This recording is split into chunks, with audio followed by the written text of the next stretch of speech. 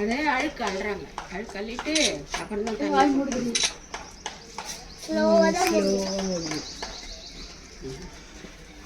எதுக்கு தகுதிமே மாட்டேங்குது?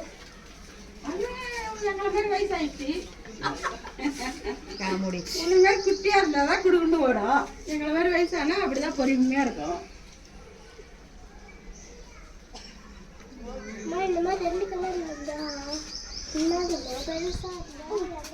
சர்வீஸ் என்னது சர்வீஸா?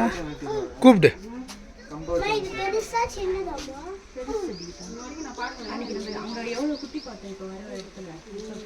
அதான் தண்ணி விட்றாங்க பாரு டிப்பட்டவங்க.